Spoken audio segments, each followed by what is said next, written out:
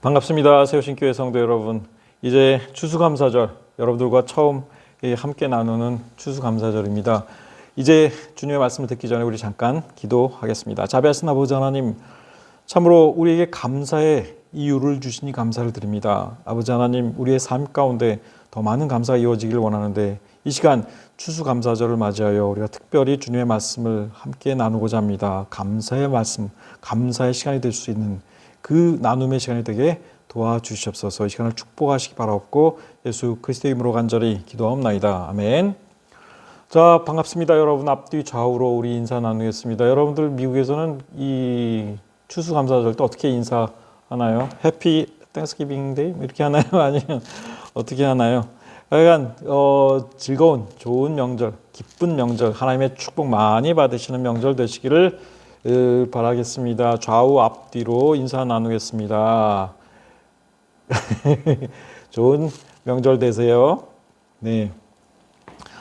자, 오늘의 말씀 우리가 함께 나눌 텐데 특별히 오늘 추수감사절이라서 이와 관련된 말씀을 좀 전하고자 했는데 생각해 보니까 추수를 배경으로 한 가장 좋은 말씀이 성경에서는 제가 보기에 이 룻기가 아닐까 이런 생각이 들었습니다. 추수 때를 배경으로 한 말씀이었어요.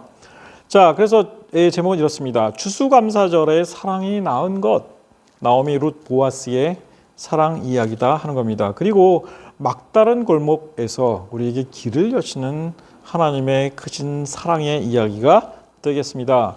자, 유다 베들레헴 땅에 엘리멜렉이라는 사람이 살고 있었습니다. 그런데 이 사람에게 큰 불행이 닥칩니다. 사사시대입니다. 시대적인 배경은 그 땅에 이때의 흉년이 듭니다. 그런데 이 엘리멜렉이라는 사람이 이제 자신의 아내와 두 아들을 데리고 그 흉년을 피해서 요단강을 건너서 모압 땅으로 건너갑니다. 흉년을 피하기 위함이었죠. 그 전에 아브라함이나 이제 이삭 이런 족장 시대에도 조상들도 흉년이나 기근이 들면 이제 애굽으로 피신하고 이런 일들이 있었어요. 자, 그런데 어쨌든 이때의 이 엘리멜렉, 그 아내 이름이 나옴이고 그다음에 두 아들의 이름은 말론이요. 또 하나는 기럨입니다. 말론. 영화배우 유명한 사람 옛날 배우 가운데 말론 브란도 그런 이름도 있었잖아요. 말론 기럨입니다. 자, 이들이 사실은 그 생존의 절박함 때문에 갔다고 보긴 좀 그래요. 왜냐하면 나중에 이제 그 나오미가 돌아와서 하는 이야기가 내가 풍족하게 나갔더니 여호와께서 내게 비어 돌아오게 하셨느니라. 물론 흉년 때문에 큰 걱정을 안고 이제 조금 더 잘 살기 위해서 모압으로 이주해 간 것이긴 했지만 아주 절박한 상황에서 간 것은 아니었다 하는 겁니다. 풍족하게 나갔다가 완전히 빈털터리가 되어 돌아오게 하셨다. 이제 이렇게 고백을 했으니까요.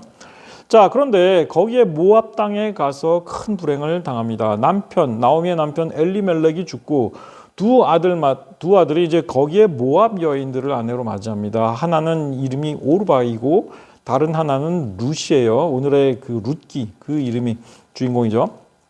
자, 그런데 이 말론, 두 아들 말론과 기럨 다 죽어요. 남편 죽고 말론, 기럨 두 아들 다 죽고 이 두 아들은 자녀도 없는 상태에서 그냥 죽었습니다. 그러니까 남은 거는 세 여인밖에 안 남았는데 완전히 아무 자녀도 없는 무자한 세 과부만 남은 거죠. 남자들이 전멸했습니다. 자, 그런데 유다 땅 고향에서는 흉년이 끝나서 하나님께서 이 유다 백성들에게 양식을 주셨다라는 소문이 들려옵니다. 자, 이 소문을 듣게 된 나오미는 중대한 결정을 합니다. 귀향을 결정하는 거죠. 물론 두 며느리에게는 귀향이 아니에요. 근데 이 두 며느리를 데리고 이들과 함께 유다 땅으로 돌아가서 길을 나서게 됩니다. 자, 이 두 며느리를 데리고 이 두 며느리 시어머니 따라서 과부가 돼서 시어머니의 고향으로 돌아가는 길인데 편했을까?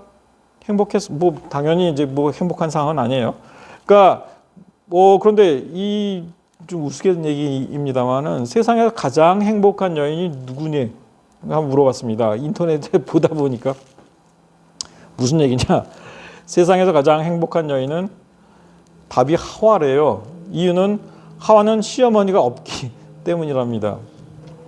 그러니까 오늘날에도 뭐 이제 그 시월드라는 이제 표현이 뭐 이야기해 주듯이 아직까지도 시어머니와 이 며느리 사이의 관계는 그렇게 편한 관계만은 아니죠. 물론 옛날 같지는 않습니다. 요즘에 뭐 며느리들 뭐 시어머니가 며느리 눈치 보고 산다 이런 얘기도 많이 들리고 뭐 시어머니가 그 며느리가 낳은 그 손주 그냥 돌봐주느라고 막 그냥 허리가 쑤시고 병이 나고 뭐 그런다. 이제 이런 볼멘 소리도 나오고 그래서 요즘에는 시부모가 아예 그 자식들하고 이제 따로 사는 걸 더 좋아한다 이런 얘기도 나온 그런 시대이긴 합니다만은 자, 이 시어머니와 이 두 며느리 조금 달랐습니다. 이들은 자, 나오미 길을 가다가 이 두 며느리에게 이렇게 얘기합니다. 너희는 각기 너희 어머니의 집으로 돌아가라. 친정으로 가라 이거죠. 너희가 죽은 자들 즉 너희들의 남편과 나를 선대한 것 같이 여호와 하나님께서 너희를 선대해 주시기를 내가 원하노라. 자, 이 이야기로만 봤을 때 이 두 며느리는 어떤 며느리였습니까? 남편들에게도 잘했고 또 시어머니에게도 굉장히 잘했던 좋은 며느리들이었습니다. 그러니까 시어머니 따라서 물론 이제 과부가 됐기 때문에 오고 갈 때 사실 없는 어려운 처지긴 했죠. 자, 어쨌든 이들에게 각기 남편의 집에서 위로를 받게 하시기를 내가 원하노라. 하나님께서 그렇게 해주시기를. 자, 이게 무슨 소리예요? 남편 다 죽었는데 새로 시집가라 이런 얘기죠. 새 남편 만나서 새 남편 밑에서 위로를 받으며 살기를 바란다. 하나님께서 그렇게 해주시기를 바란다. 이런 이야기입니다. 그러면서 입을 맞춰줍니다. 즉 작별의 입맞춤이었던 거죠. 이들이 소리를 높여 울었습니다. 두 며느리 아니니이다. 우리는 어머니와 함께 어머니의 백성에게로 돌아가겠나이다. 야, 이런 며느리들이 있습니다. 물론 시대가 좀 달랐어요. 문화적으로도 사회적으로도 이제 많이 이 과부, 그러니까 무자하게 이제 과부가 된 사람들은 젊은이든 나이가 든 사람이든 굉장히 힘들었죠. 자, 나오미 이제 며느리에게 다시 강권합니다. 내 딸들아 돌아가라. 어찌 나와 함께 가려고. 내 태중에 너희 남편들 아들들이 아직 있기나 하냐. 난 늙었고 너희들 위하여 아들을 낳아서 걔네들이 커갖고 걔네들 그러니까 형사 취수제도 아니에요. 그러니까 뭐 그 형이 죽으면 이제 무자해서 죽으면 그 형의 형수를 갖다가 이제 아내로 취하는. 근데 뭐 나이 차이 너무 많으니까 나오면 늙었고 안 된다 이겁니다. 불가능하다 이겁니다. 어찌 너희가 남편 없이 지내겠다고 그러냐? 그렇지 않다. 여호와의 손이 나를 치셨으므로 나는 너희로 말미암아 더욱 마음이 아프구나 하면서 또 웁니다. 결국 오르바는 그의 시어머니에게 입을 맞추고 떠납니다. 그렇다고 오르바가 나쁜 며느리였냐? 그게 아니에요. 오르바도 좋은 며느리였습니다. 그러나 어쩔 수가 없으니까 결국 오르바는 이제 떠나서 친정으로 돌아가게 되었죠. 하지만 룻은 그렇지 않았습니다. 끝까지 그를 성경의 우리말 표현에 붙쫓았다 이래요. 붙들고 쫓아왔다라는 얘기입니다. 끝까지 포기 안 했습니다. 그러니까 나오미가 다시 권합니다. 내 동서는 그의 백성과 그의 신들에게로 돌아가나니 모압은 다른 신을 섬겼습니다. 애시당초 사실 이 모압 여인들을 며느리로 삼은 데에 조금 문제가 있긴 했었어요. 그러나 이 두 며느리 잘 이제 따라왔고 좋은 며느리들로 이제 시집와서 잘했다 하는 겁니다. 이제 돌아갔으니까 너도 그렇게 해라 하는 겁니다. 그런데 룻은 그렇지 않습니다. 나한테 관건하지 마십시오. 어머니 가시는 곳에 나도 가고 어머니 머무신 곳 나도 머물겠고 어머니의 백성이 내 백성이고 어머니의 하나님이 나의 하나님입니다. 어머니 죽으신 곳에 나도 거기에서 죽어 묻히겠습니다. 뭐 이러는 겁니다. 내가 떠나면 죽는 거 말고 내가 어머니를 떠나면 여호와께서 내게 벌의 벌을 주시리라. 이제 막 이렇게까지 강하게 나옵니다. 나오미가 룻이 자기와 함께 가기로 굳게 결심을 보고 결국 포기하고 그냥 더 이상 말을 안 하고 따라오는 거 말리지를 않습니다. 자, 마침내 이들이 유다 지경으로 돌아서 고향 베들레헴에 들어옵니다. 베들레헴에 이르니까 온 성읍이 성경 기록에 따르면 그들로 말미암아 떠들었다. 왁자지껄 소문이. 그러니까 뭐 크게 떠들었다. 뭐 그렇게 크게 떠든 사람도 있었을 거예요. 그러나 뭐 여기서 수군 저기서 수군 됐겠죠. 이가 나오미야? 이가 나오미래.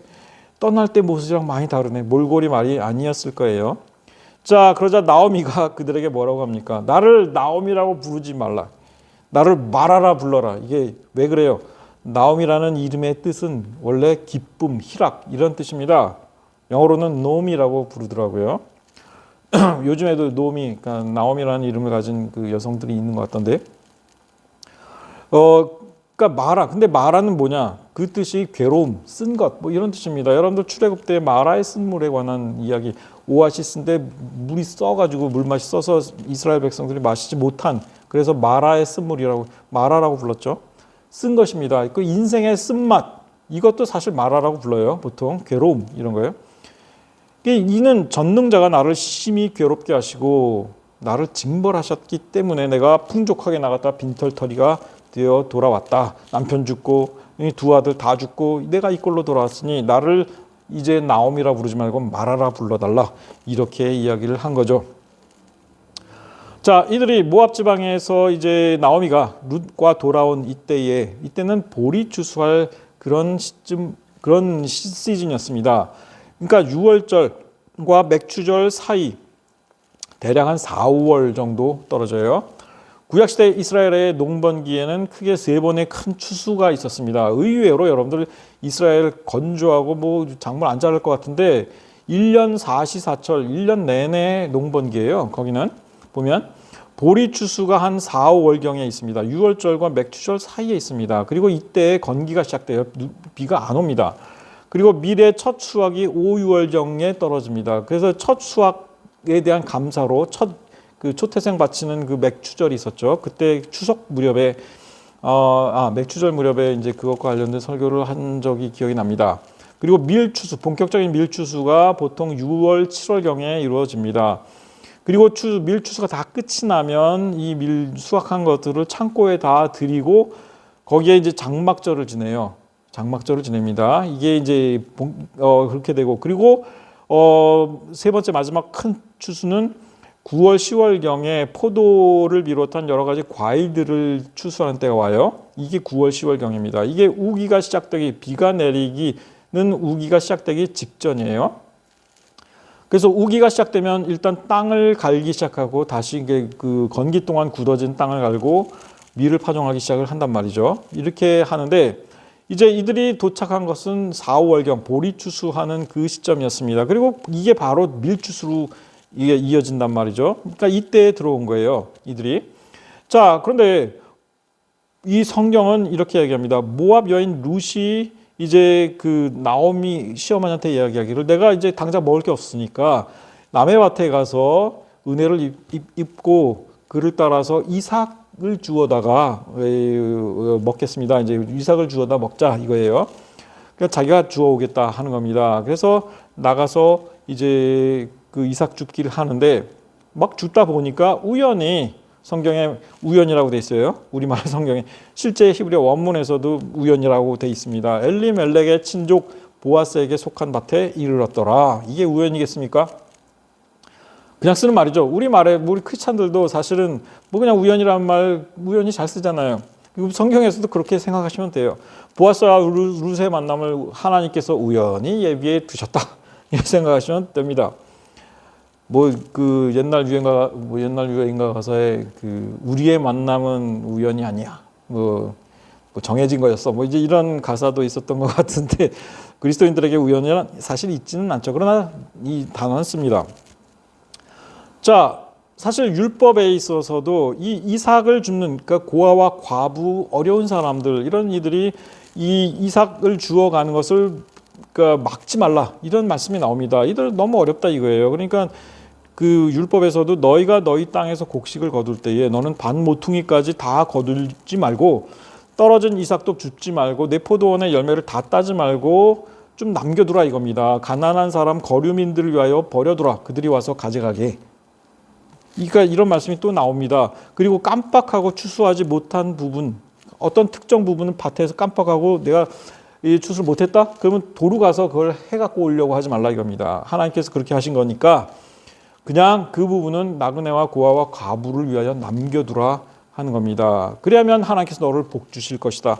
이런 말씀이에요. 그리고 또 중요한 것은 이때 이 사람들도 이 이스라엘 백성들도 이제 그 땅을 파종하는데 6년 동안 그 땅에 파종을 해서 곡식을 이제 수확해서 먹고 7년째에는 그 땅을 파종하지 말라고 돼 있습니다.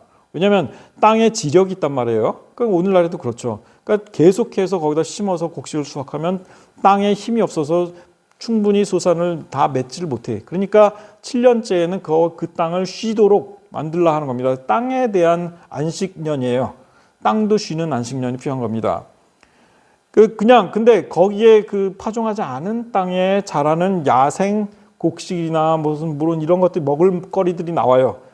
그러니까 이런 것들도 너가 걷지 말라 하는 겁니다. 그건 그냥 내버려둬서 내 백성의 가난한 자들이 먹게 하라. 또는 남은 것은 들짐승이 먹게 하라. 이렇게 율법이 명령을 하고 있죠. 옛날 우리나라에서도 까치밥이라는 게 있었습니다. 가을에 이제 감나무의 열매를 감을 다 수확할 때에 그 나무 꼭대기에 있는 감은 무리해서 따려고 하지 말고 그냥 내버려 두래요. 왜냐하면 까치가 날아와서 그거 쪼아먹게. 그 겨울 동안이나 이제 이런 것들 동안에 남아있는 가지에 남아있는 그것들이 그들의 밥이 된다 하는 겁니다. 우리나라에서 그런 부분이 있습니다. 들짐승 먹이도록 이런 것들이 있었어요. 자, 근데 룻이 이제 엘리멜렉, 즉 죽은 엘리멜렉의 나오미의 이제 그 집안의 친족 보아스가 룻을 발견하게 됩니다. 마침 보아스가 베들레헴에서부터 와서 이제 보리베는 자들에게 사환에게 묻습니다. 이제 이 룻 가리키면서 이 소녀 누구냐? 그러니까 여차여차 다 설명을 해줘요. 이는 나오미와 함께 모압 지방에서 돌아온 이 모압 소녀입니다. 이렇게 다 알려줍니다. 그때부터 이 보아스는 룻에 관심이 갑니다. 왜 그랬겠어요? 하나님께서 보아스와 룻 우연히 만나게 하셔서 다 이제 엮어주신 거예요. 보아스가 룻에게 이제 했던 대사 이런 거 한번 쫙 모아봤습니다. 룻과 관련된 보아스의 대사 직접 인용된 거 이런 걸 한번 쫙 모아봤습니다. 여러분들이 보아스가 룻에 어떤 마음을 품었는지 아시게 될 거예요. 내 딸아, 룻에게 하는 얘기입니다. 이삭을 주우러 다른 밭으로 가지 말고 여기서 떠나지 말고 여기서 주어라 이런 얘기예요. 나의 소녀들, 나의 이제 일하는 하녀들하고 함께 있어라 이런 얘기예요. 그들을 따르라. 내가 그 소년들에게 명령하여 너를 건드리지 말라 하였느니라. 목이 마르면 그릇에 가서 소년들이 길어온 그 물을 마셔라. 이런 얘기를 합니다. 내 남편이 죽은 후로 내가 시어머니에게 행한 모든 것과 내 부모와 고국을 떠나기 전에 알지 못하던 백성에게로 온 일이 내게 분명히 알려졌느니라. 여호와께서 내가 행한 일에 대하여 보답해 주시기를 원한다. 하나님께서 그의 날개 아래 보호를 받으러 온 내게 온전한 상 주시기를 원하노라. 축복까지 해줍니다. 이 룻에 대한 소문이 이미 다 퍼져 있었던 거고 보아스의 눈에 보기에 이 룻은 이방 여인으로서 젊은 여인으로서 이스라엘 안에 들어왔는데 정말 이스라엘 여인들보다 더 잘한다 이거예요. 그러니까 정말 축복해주고 싶은 그런 마음이 들었던 겁니다. 한 번은 이리로 와서 떡을 먹으며 내 떡 조각을 초에 찍어라. 여기 초는 뭡니까? 식초입니다. 포도주로 만든 식초예요. 무슨 식초겠어요? 포도주로 만든 식초입니다. 그러니까 여러분들은 무슨 이탈리아 레스토랑 같은 데 가면은 빵을 갖다가 올리브유하고 발사믹 식초를 섞은 거에 이렇게 찍어 먹는 거 혹시 드셔본 적 있는지 모르겠습니다. 그러니까 식초 이렇게 올리브유 섞은 그 식초에 이렇게 여기서 떡은 빵이에요. 물론 다 빵입니다. 그거 먹은 거 있습니다. 일로 와서 이거 먹으라 한 거예요. 그러니까 이 보아스가 룻을 끔찍하게 이제 챙겨주기 시작을 하죠. 자기 일꾼들한테는 이런 명령을 내립니다. 그에게 곡식단 사이에서 줍게 하고 책망하지 말고 그를 위하여 곡식 다발에서 조금씩 뽑아서 일부러 몰래 이 이삭을 뿌려놓으라 이거예요. 좀 주워가게 많이. 그리고 줄 때 절대 꾸짖지 말라. 이런 당부까지 합니다. 자, 보아스를 처음 만났을 때 룻 말을 많이 안 했어요. 사실 보면 엎드려 절하면서 나는 이방 여인이거늘 당신이 어찌하여 내게 은혜를 베푸시며 나를 돌보시나요? 말도 참 예쁘게 하죠. 나 이방 여인인데 이 부족하고 정말 천대받을 이 여인을 이 사람인데 어떻게 이런 큰 은혜를 베풀어 주십니까? 내 주여, 내가 당신께 은혜 입기를 원하나이다. 나는 당신의 하녀 중에 하나와도 같지 못하오나 당신이 이 하녀를 위로하시고 마음을 기쁘게 하는 말씀을 하셨나이다. 감사의 표현이잖아요. 자, 이런 보아스, 그러니까 이런 룻에게 보아스는 은밀하게 많은 배려를 해줍니다. 자, 어느 날 시어머니 나오미가 룻에게 묻습니다. 오늘 어디에서 이삭 주었냐? 어디에서 일했냐? 물어요. 그랬더니 오늘 일하게 한 사람은 이름이 보아스더래요 하고 답을 합니다. 나오미가 깜짝 놀라면서 이제 며느리에게 말하기를 보아스가 크게 복받기를 원한다 이 얘기를 하면서 그 사람 우리랑 굉장히 가까운 친족이야. 우리의 땅을 우리의 기업을 물러줄 수 있는 그런 사람이다. 기업 물을 자라는 얘기예요. 요거에 대해서 제가 조금 이따가 설명을 드리겠습니다. 자, 그러면서 이 가만히 보니까 나오미 눈치가 빠르잖아요. 그러니까는 이 보아스가 참 이상하다. 룻에 뭔가 관심이 있다라는 사실을 알게 됩니다. 그래서 내 추수를 마치기까지 너는 내 소년들에게 가까이 있으라 하더이다. 이런 얘기까지 다 해줘요. 그러니까 룻이 나오미한테, 그러니까 보아스가 이렇게 얘기했어요. 내 추수를 다 마치기까지 너는 내 소년들에게 가까이 있으라. 내 딸아. 그러니까 이 어머니가, 이 시어머니가 룻에게 이렇게 조언합니다. 내 딸아, 너는 그의 소녀들과 함께 나가고 다른 밭에 가지 마. 다른 사람들하고 만나지 않는 게, 접촉하지 않는 게 좋을 것 같다.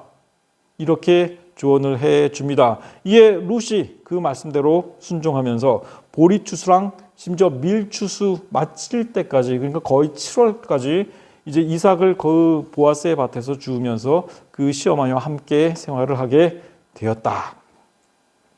자, 이런 걸 보면서 나오미는 거의 마음의 확신을 얻게 되죠. 야, 보아스가 이게 단순히 친족이기 때문에 룻에게 저런 어떤 그 호의를 베푼 게 아니구나. 이걸 깨닫습니다. 어느 날 룻에게 이렇게 말합니다. 내가 너를 위하여 안식할 곳을 구하여 너를 복되게 하여야 하지 않겠는가. 이제는 며느리의 장례를 위해서 이 나오미가 무언가 해야 되겠다라고 생각을 한 겁니다. 자, 보아스 우리 친족 아니냐? 이 사람 유지다 하는 겁니다. 자, 그런데 그가 오늘 밤에 타작마당에서 보리를 까불릴 건데 너는 그러니까 목욕을 하고 기름을 바르고 의복을 입고 타작마당에 몰래 내려가서, 몰래 가야 돼요. 이거는 그 사람이 먹고 마시고 이제 다 누울 즈음에 거의 이제 자려고 해가 질 때 너는 그가 눕는 곳을 알아두었다가 들어가서 그의 발치 이불을 들고 거기에 누우라. 이불 속으로 들어간 얘기예요. 그가 내 할 일을 내게 알게 하리라. 이건 또 무슨 애매모호한, 그러니까 묘한 얘기를 합니다. 자, 그런데 룻이 뭐라고 답합니까? 딱 한마디로 어머니의 말씀대로 내가 다 행하겠습니다. 이렇게 얘기합니다. 자, 나오미는 이 젊은 며느리 룻이 보아스를 만나서 그의 호의를 입었고 보아스의 마음이, 룻을 향한 마음이 뭔가 있다 이거예요. 그러니까 이 룻이 보아스의 아내가 되어서 새로운 집 또 부인이 되어서 이제 좀 나은 삶을 살기를 이제 바랬던 거고, 그런데 룻은, 그러면 룻도 그렇게 생각했을까요? 룻은 조금 달랐습니다. 조금 달랐습니다. 자, 이제 룻이 자기 어머니의, 그 시어머니의 말대로 타작마당으로 내려가서 명령대로 다 행합니다. 룻이 가만히 가서 보아스의 발치 이불을 들고 거기에 눕습니다. 여러분들 생각해 보세요. 한 40, 50대 이상 된 이 나이 든 남자가 이제 혼자 거기에 누워 있는데 밖에서 이불 이렇게 쓰고서, 근데 갑자기 뭐 잘 차려입고 뭐 온갖 이제 화장한 젊은 여인네가 그 이불 속으로 쑥 들어온다. 생각해 보세요. 기겁하지 않으시겠어요? 정말로? 자, 그래 당연히 기겁합니다. 보아스, 너 누구야? 당연히 묻습니다. 내가 누구냐? 물어요. 자, 그런데 룻이 이때 룻의 마음, 룻이 무슨 생각으로 이 시어머니의 이야기에 바로 순종하고자 했는지가 드러납니다. 뭐라고 하느냐? 나는 당신의 여종 룻이오니 당신의 옷자락을 펴 당신의 여종을 덮으시옵소서. 다른 사람들이 보지 못하게. 그런 얘기예요. 이는 당신이 기업을 물을 자가 됨이니이다. 이 이야기입니다. 나를 당신의 아내로 삼아 주세요. 이런 얘기가 아니에요. 당신이 기업을 물을 자이기 때문에 부탁하러 온 것이다라는 사실을 분명하게 이야기를 합니다. 금방 보아스는 눈치를 챕니다. 그렇구나. 내가 매력적이어서 나의 돈이 탐나서 온 게 아니죠. 그게 아닙니다. 여기서 기업을 물은다는 것은 무엇일까요? 이 죽은 전 남편 그리고 그 집안 그 나오미 이 집안에 어떤 기업이 있는데 그럼 그 기업을 그 땅이 아직 있어요. 그거를 그거를 팔아야 돼. 그리고 그걸 받아야 되는데 그걸 땅을 팔아버리면 먹고 살 수가 없잖아요. 당장. 그러니까 누군가 친족이 그거를 물러주어서 땅은 땅대로 쓰고 그 비용은 비용대로 받을 수 있고 이제 누군가 도와줘야 하는 겁니다. 그 땅을 이제 지키기 위해서 그런 겁니다. 자, 이 모습, 이 이야기에 보아서 크게 감동을 받습니다. 그리고 이렇게 얘기합니다. 내 딸아, 여호와께서 내게 복 주시기를 원한다. 내가 가난하건 부하건 젊은 자를 따르지 않고 나같이 늙은 사람 발치에 와가지고 지금 내가 베푼 인애가 처음보다 나중이 더하구나. 내 시어머니, 내 남편에게 잘한 것, 그것보다 지금 내가 하고 있는 행동이 얼마나 훌륭한 인애인지를 내가 이제 알겠다 하는 겁니다. 집안을 위해서 내가 이렇게 행동하고 있다는 것을 이제 깨달은 거죠. 그러면서 하는 이야기가 내가 현숙한 여자인 줄 나의 성읍 백성들이 다 아느니라. 내가 내 말대로 네게 다 행해 주겠다. 이렇게 이야기를 합니다. 난 정말 기업 물을 자인데 정말 그런데 이제 내가 근데 이게 보아스가 약속을 해줘요. 그러니까 기업 물을 자인데 자기가 1순위가 아니야. 여기 순위가 있습니다. 자기가 2순위예요. 그냥 나중에 나오겠지만 근데 그 기업 물은다는 게 무슨 소린가? 구약 성경의 토지법을 이해해야 이 맥락을 알 수 있습니다. 구약 성경의 토지법은 이러합니다. 분배된 토지는 모든 가나안 땅의 모든 토지는 원칙적으로 하나님의 것이에요. 매매의 대상이 아닙니다. 물론 너무 어려워지면 매매가 가능합니다. 하지만 그 매매는 지파 안에서 가능해요. 지파 안에서만. 그래야 지파에 할당된 땅이 다른 지파로 넘어가지 않죠. 그리고 매매를 한다 하더라도 그 매매는 영원하지 않습니다. 그러니까 남의 것을 내가 토지를 돈 주고 샀다. 그 소유권이 영원히 가지 않는다는 얘기입니다. 성경은 이렇게 얘기합니다. 토지를 영구히 팔지 말 것은 토지는 다 내 것이다. 이런 얘기예요. 동족에게 토지를 사는 것 가능합니다. 그가 값을 돌려주며 토지를 물러달라 하면 무조건 물러주어야 합니다. 무조건 허락해 줘야 합니다. 그리고 이와 같은 토지 무르기는 형제나 친족이 대신해 줄 수도 있습니다. 그래서 보아스가 이제 이 나오미 집안의 이 기업, 땅 무르기를 대신해 줄 수 있다 하는 겁니다. 자, 그리고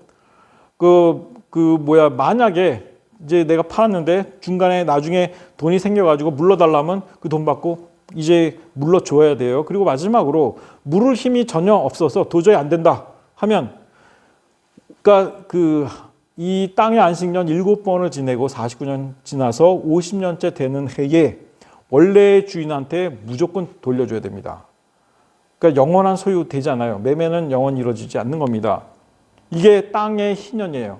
그래서 50년째는 무조건 원래 주인에게 돌려줍니다. 그래야 땅이 누군가에 집중되지 않는다는 얘기예요. 하나님께서 왜 이런 토지 거래법을 만드셨느냐?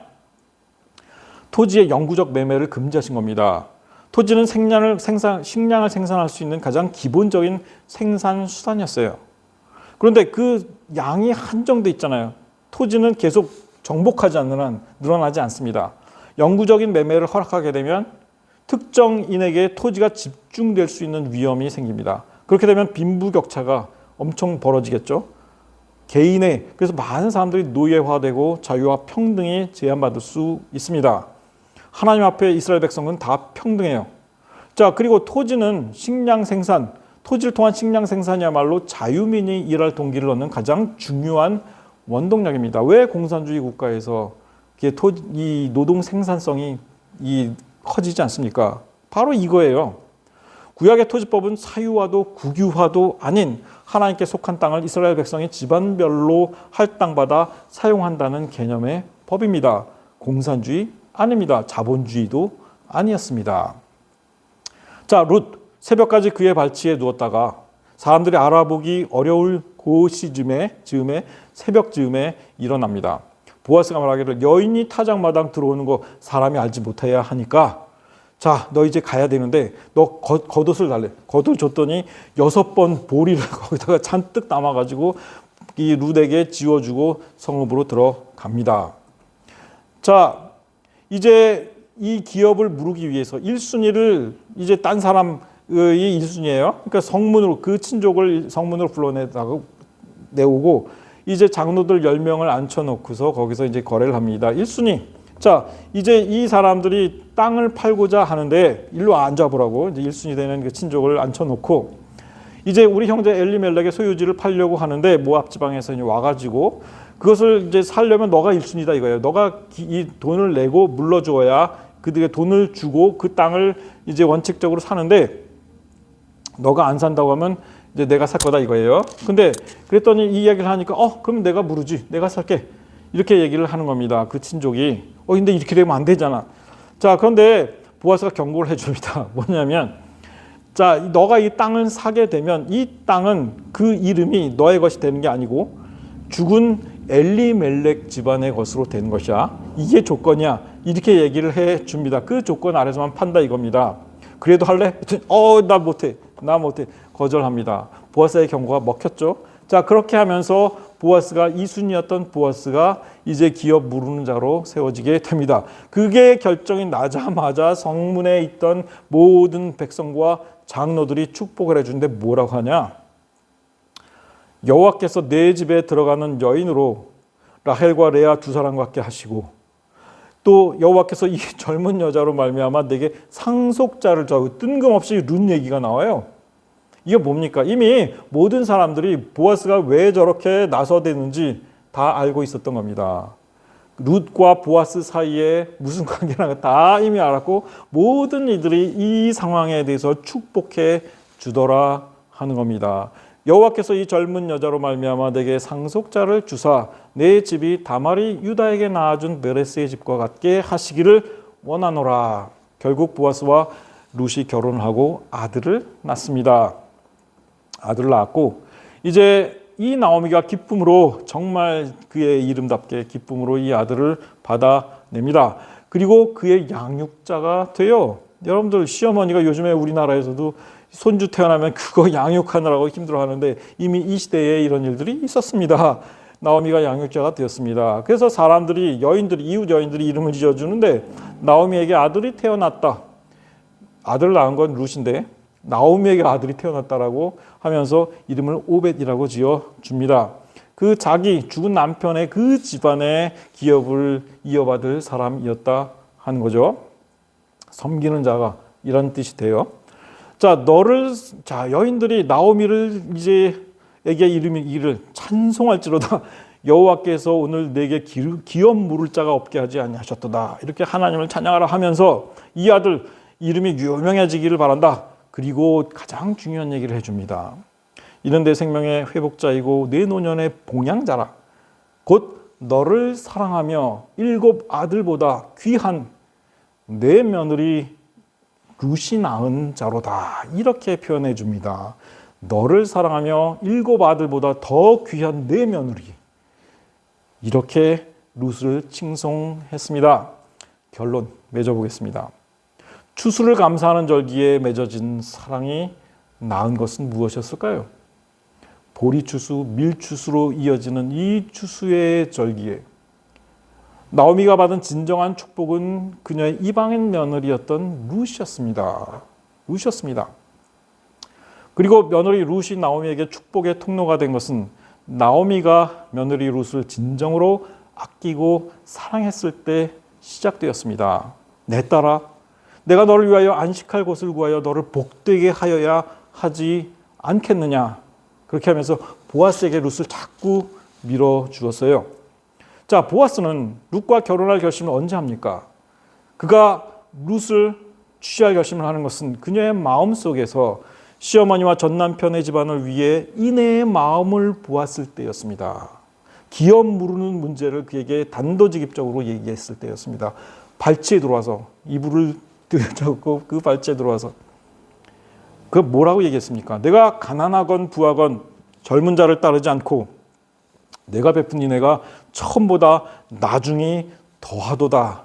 이렇게 룻을 칭찬했던 겁니다. 그리고 나서 이 보아스가 룻을 취할 수 있었고 나오미에게 아들이 태어났다라는 이야기가 돌 만큼 이들의 아들은 오벳은 큰 축복을 받은 사람이었으며 더 중요한 것은 이 오벳이 다윗의 아버지인 이새의 아버지였다 하는 겁니다. 즉 다윗 왕의 할아버지가 되었다 하는 사실이죠. 여러분들 잘 아시는 대로 예수 그리스도의 족보에 그 이름을 올린 세 여인 다말이요, 라합이요, 그리고 룻이 있습니다.